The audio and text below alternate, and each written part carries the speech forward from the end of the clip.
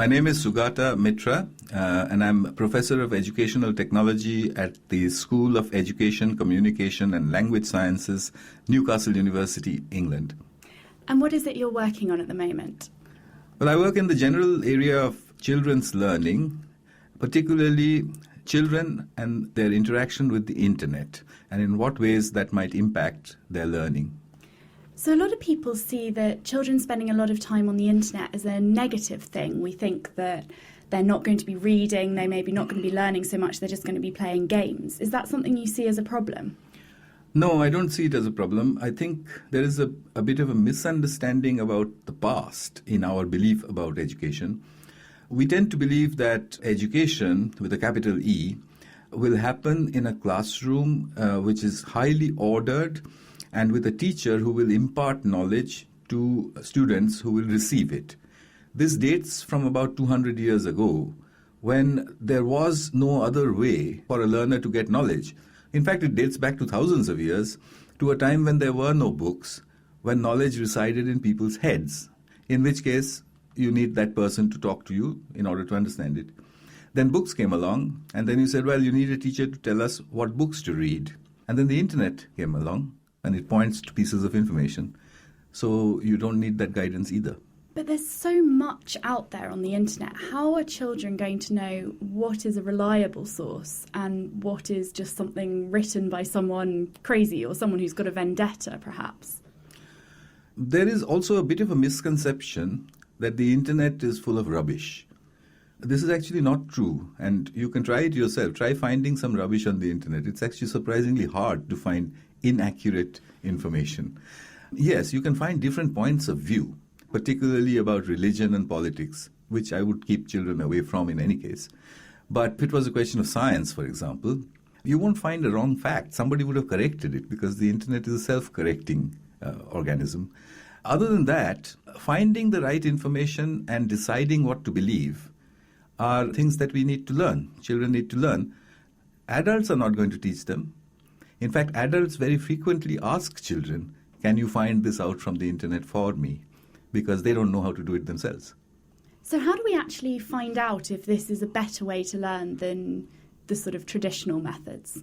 Well, how does one evaluate the outcomes of learning in any case? Our only evaluation is what kind of life you live after school. And we also know that there is absolutely no correlation between how well you did in school and how well you did at life. There is a generation growing up with the internet, and they do most of the things using the internet. They communicate using the internet. They find out things using the internet. If they live better than the children before them, then I would reckon that that an internet-based education is a better one. So I think you've been working with children in India who perhaps don't have access to mainstream education. What have you been doing there?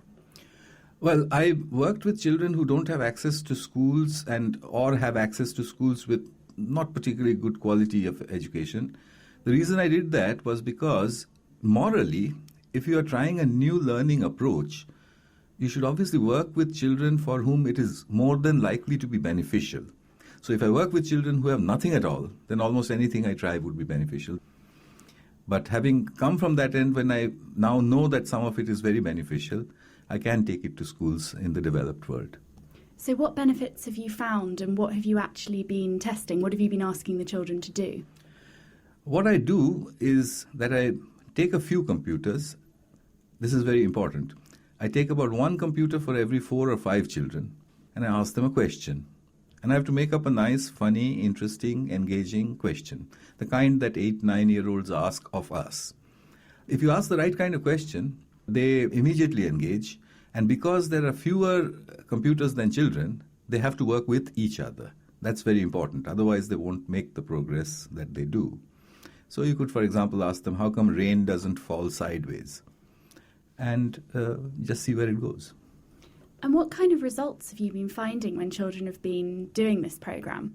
If I take the formal system, it's hard to believe, but 9-year-olds can answer the GCSE A-level, the highest school examination in Britain, by themselves. And they retain the answers for years and years. So they're actually able to work 7 years ahead of their time. And do you think this is due to the interaction with the computer, or do you think it's more due to the interaction with each other? I think it has more to do with interaction with each other rather than interaction with the computer.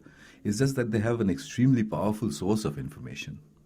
So do you see this as something that might be brought into all schools in the future?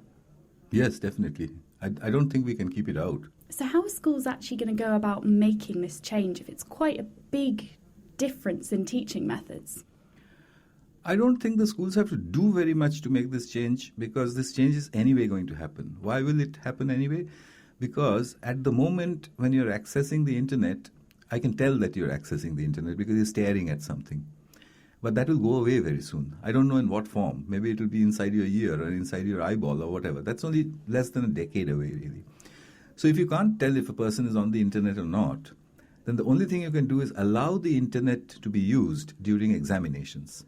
The day a country takes that decision, or a schooling system takes that decision, everything else will change. Because the way teachers teach will change, the curriculum will change, the whole system has to change, only based on one change: allow the internet during an examination.